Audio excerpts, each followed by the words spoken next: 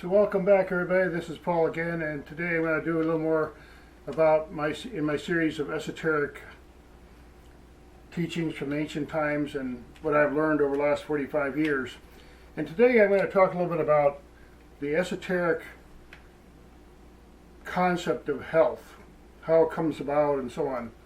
Because we go back to the same principle I've described in a number of my other videos, the concept of oneness, because all the ancient teachers have told us really basically that oneness is a cosmic reality.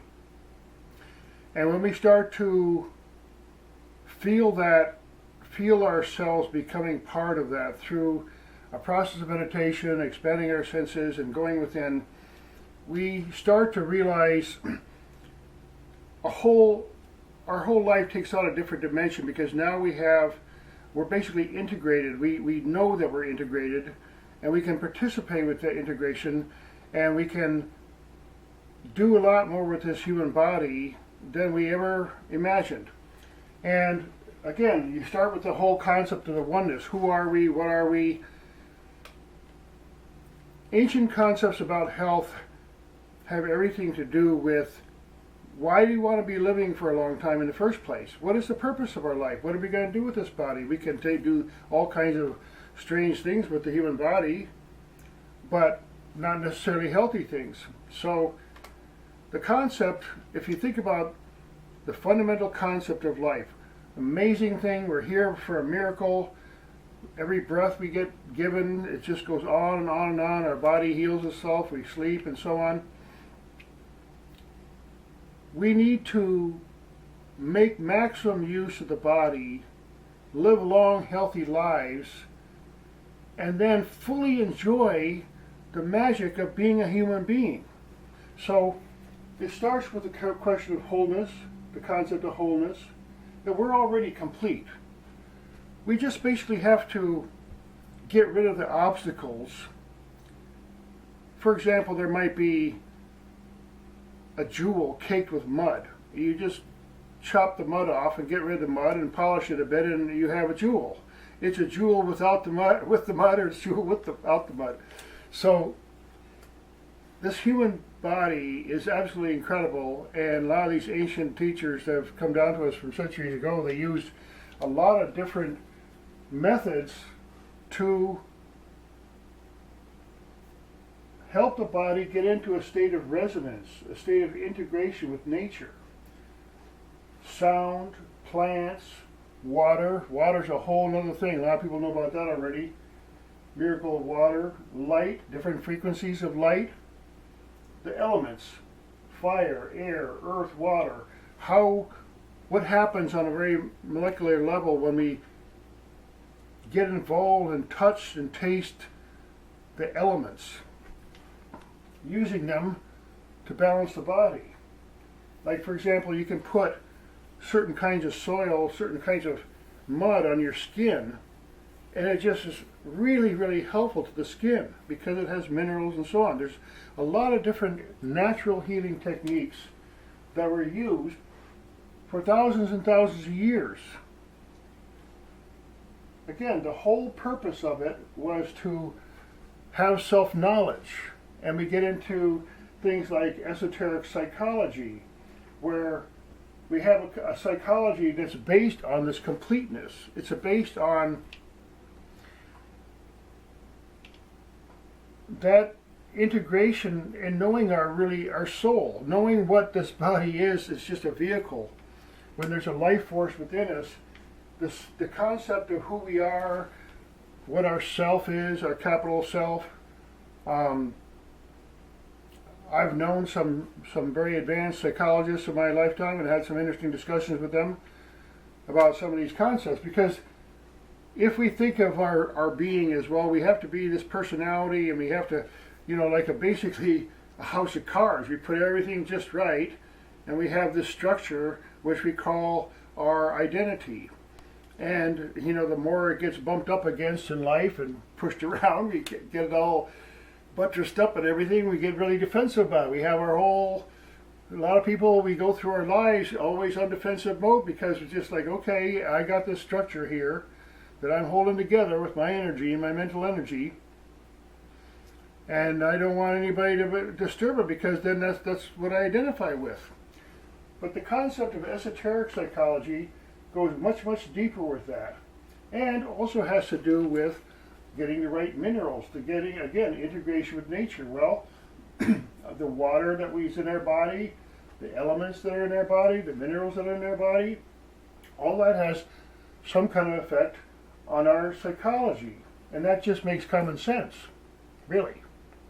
Now, I'm going to introduce a few books here. This was a series by Alice Bailey. Again, I mentioned her. Look her up, a part of the Theosophic Society with Blavatsky and so on.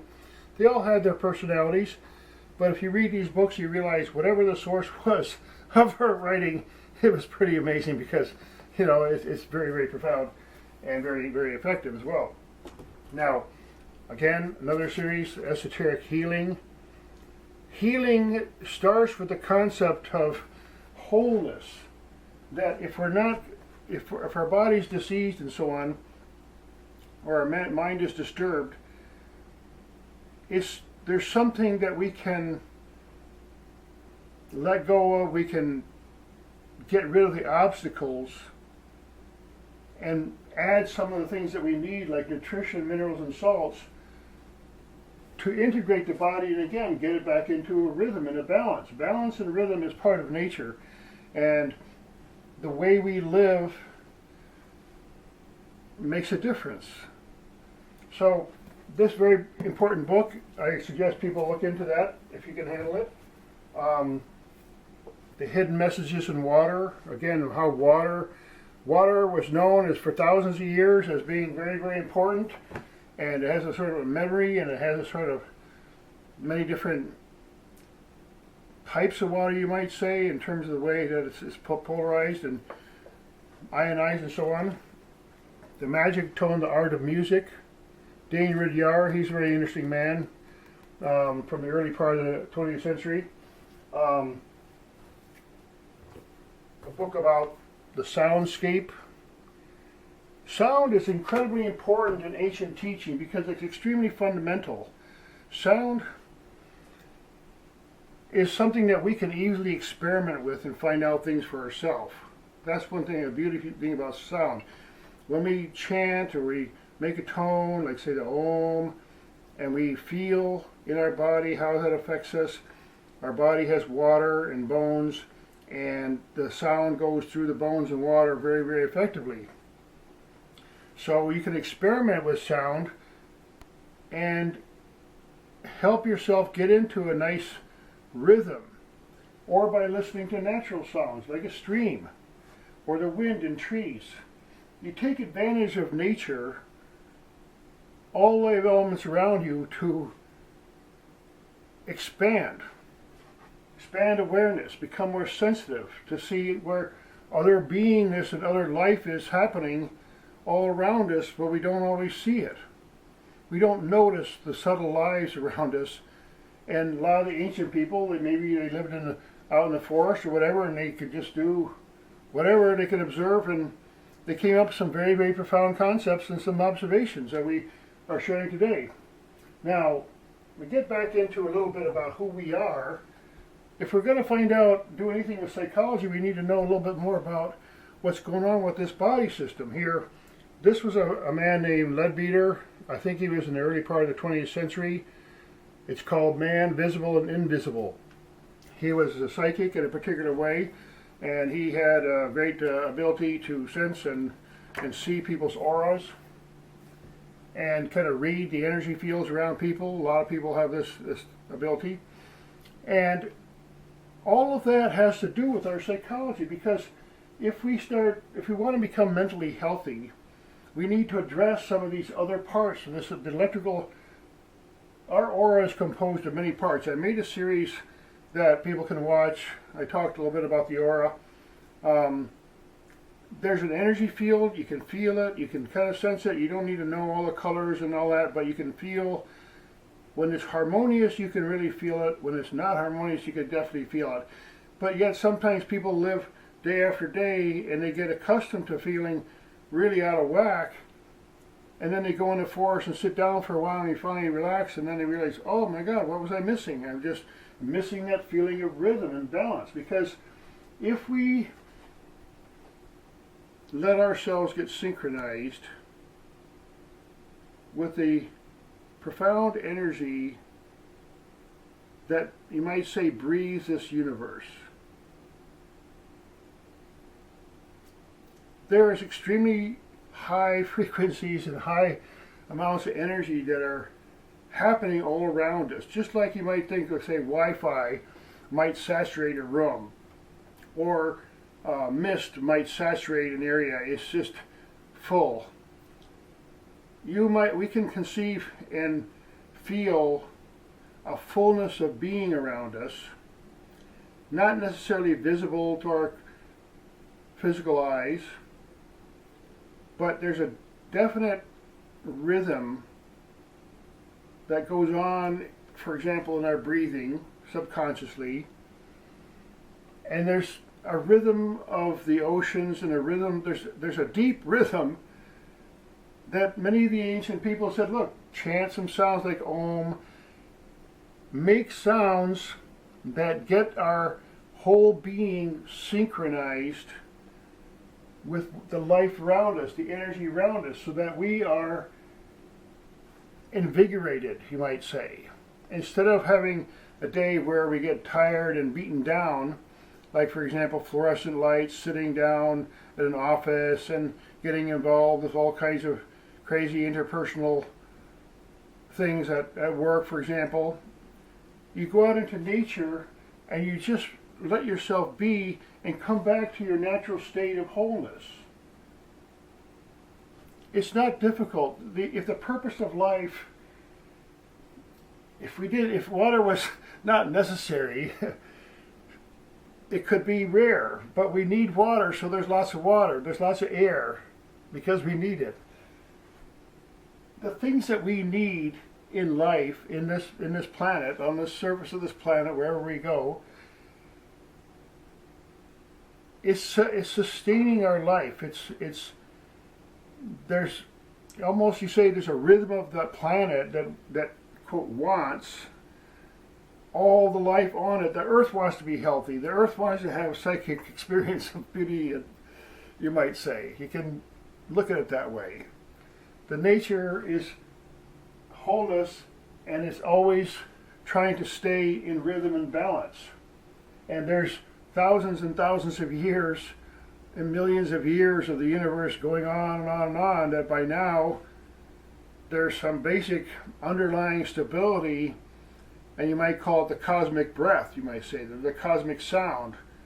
And meditation, movements, all the different slow movements like Tai Chi and so on, trying to organize our system. Now, I want to talk a little bit about sound, because I did a lot of research for a while about sound. Sound has been talked about in esoteric teachings for a really, really, really long time.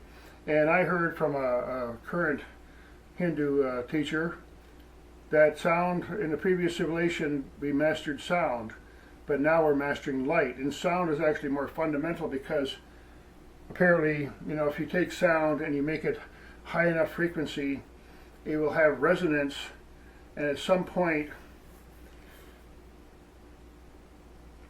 a certain type of sound in a certain situation can actually go into the light spectrum. So sound is very, very profound. And I heard this very, very interesting story one time about how once upon a time in India, to heal somebody, they would put them inside like a sphere bell, or a bell that had a particular shape, but a big one. So you could sit in there, and then you sit in a certain place in the bell, and then they tap the bell, and it radiates the sound, and the pressure waves of the sound, the harmonious sound that's coming from that bell, forces, you might say, the whole body into a rhythm. I've never tried that, but it sounds pretty fascinating. Sound is, again, very, very important, so I encourage people who are interested in esoteric studies to start looking into sound. Very, very fascinating, and there's a lot more research out there now on the internet and so on. I wanted to go over a little bit here, just kind of summarize a bit. Esoteric studies, a lot is about health, because from birth to death, you know, if we're going to have a real true self-knowledge and know ourselves and expand all our life, well, we need to take care of our health so we can have a good life, have a long life. And there are places in the place like the Upanishads in India that talk about possibly living hundreds of years if you take care of yourself. But you got to do stuff. You can't just, you know, you have to take care of yourself in particular ways if you really want to live that long. But most important of all, you need to get into a rhythm and a balance, because once you have a resonance, in other words, if you develop habits in your life, including meditation habits, that at some point you can more or less get locked in on a subliminal level, on a very deep level. You can really walk around all day and feel harmony. It's really the way we're supposed to live. So I really encourage people to start looking into it now. There's also the crystals that store energy. There's fascinating studies with color, and color and sound relates to each other, and the tones of the music scale and so on. Sound is extremely healing. I particularly love to listen to music, and sometimes it just really is transforming. And ancient techniques, ancient teachings say that there's a light within, there's a light that shines within, there's inner sound, there's taste and smell, or sweetness coming from within, and inner music. So there is a real integration and strong relationship between esoteric studies, self-knowledge, and our health. I'm going to talk a little bit more about psychology from the perspective of wholeness and self-knowledge in other videos, because I think it's really important. Because if you think about it, we need to think of ourselves as a stream of energies. You see, we're not just a body, and we're not static. So every single day there's things going on. In 7 years, they say that your whole body transforms every single cell. So we are actually a walking 3D printer being assembled and maintained continuously, no matter what we're doing, pretty much. So getting healthy is not that difficult, because it involves doing the most natural things. If we stop eating, for example, sugar, it's really hard to stop eating sugar. But let's say you can stop eating meat. I basically don't eat much meat anymore. I do some, but basically, if you stop things that you don't really need, like there's lots of different things that people do in their life that maybe they don't really need to do. You stop them for a while, maybe go on a fast, for example. Just get away from TV and electromagnetic waves, and start to get a sense of your own beingness that's beyond the body. See, this is really an easy thing for anyone to feel. A lot of people have a spontaneous experience of not being in their body. If you have a pain or some kind of traumatic incident with an accident or something, a lot of times people have an out-of-the-body experience, they call it, or a near-death experience. But basically, you can sit quietly and just breathe, and you start to feel like, okay, I'm not seeing with my eyes because my eyes are closed, for example, or I'm just sitting here, and I start to feel, well, I'm also conscious of my skin, I'm conscious of my hairs, and I'm feeling pressure, and there's more to our sensation, being alive, than just hardcore physical touch. There's a lot more subtlety involved in our awareness, and we can easily discover it by doing some really simple things. So I don't know, this is a pretty short video here, going on about 20 minutes now, I think. And to review, we got some really interesting books. Look up Leadbeater, look up Alice Bailey, look up Esoteric Psychology, and look up Esoteric Healing. There's many authors out there. There's some great energy healers out there. There's really great writers out there. I study and read from them. I'm just trying to steer people in the right direction. or a good direction, you might say, and cover some overall things. I encourage people to understand a little bit more about the aura, and not in just, people will go on and on about the colors and all that, sure, but mainly to feel your own energy system. And it's complex. We have heat, we have air, we have sound coming out of us, there's light in us, our DNA is sensitive to sound and light.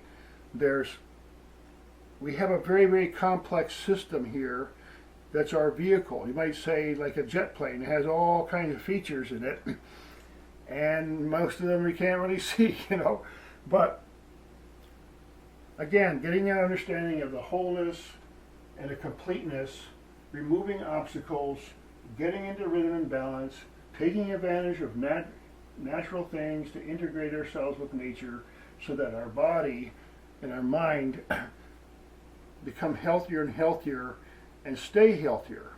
So thanks again for listening, and I'm going to make some more videos in the near future. I've been getting some great feedback lately. Please like and share. This is just a labor of love, you might say, putting my 2 cents out there. I have a day job, you might say. So thanks again.